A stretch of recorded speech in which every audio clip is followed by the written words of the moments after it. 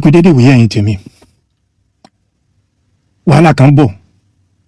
ẹ̀dẹ̀ máa gbọ́ pé Arojinle ṣàwọn èèyàn kan ní ṣùtà orúkọ mi ò lè bàjẹ́ ṣùgbọ́n orúkọ mi máa trend lọ́nà tẹ́ ẹ̀ láìkì gan èmi ṣe ni tí èèyàn lè yàn jẹ torí ẹni mi ṣe yàn jẹ àwọn tó bá jẹ́ pé kí wọ́n máa yàn jẹ ni wọ́n yàn láàyò máa jẹ́ kó yé wọn pé tí omi ẹ̀yìn tí ojú tó bá ti ń gba gbogbo omi ọjọ́ tó bá fi gba ojú ọ̀rọ̀ ayé ojú bàjẹ́ nìyẹn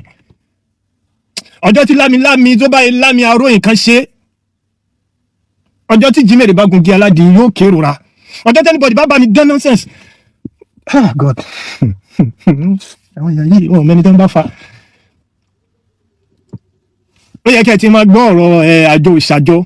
ní ìtì ẹ̀ mọ̀ pé tèmi náà wà ńbẹ̀ Woli Arole ló kàn sí ní ìsìn pé àjọ tí mò ń gbọ́ mo rò pé àjọ mi ni wọ́n ní àjọ tèmi wà nú ẹ̀ ni owó àjọ wọn ti kówó ẹnìkan ti kówó àjọ jápa lọ sí Canada ayaya mi ìbá dẹ̀ máa wo àjọ yẹn o Dr. Bayo Faleke ọ̀rọ̀ náà ti ń confuse pé àwọn èèyàn ńláńlá náà ló wà ń bẹ̀ tí wọ́n wà gbówó ẹ lọ ní àjọ tí Yínká Ayéfẹ́lẹ́ wà ń bẹ̀ èlò wà níwọ̀ nítòsí gbogbo owó fẹ́ lóore mi ti pátápátá ibẹ̀ ni mò ń dà sí Woli Arole wòlíì yìí kí ni Arole kò ní dáa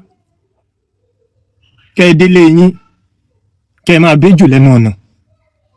ní ìdẹ̀ nílò mọ́nàmọ́ná kò ní dáa kẹ́ ẹ máa bá àgbájú forest cobra lẹ́nu ọ̀nà yín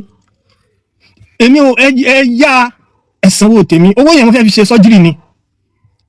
gbogbo àwọn tó ń fọ́lọ̀ náà wà pé mo fẹ́ ṣe abẹ ìdí nìyẹn tí mo fi ń wọ nose mask yìí ẹ jọ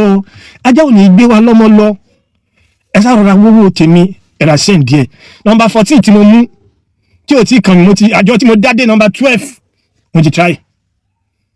ẹ̀yin tẹ́ ẹ bá mo Woli Arole ẹ sọ fún wọn ẹni tí ogun lè mí o ogun ò ṣe é jẹ lówó owó ojú eégún lówó tèmi kó fún wọn o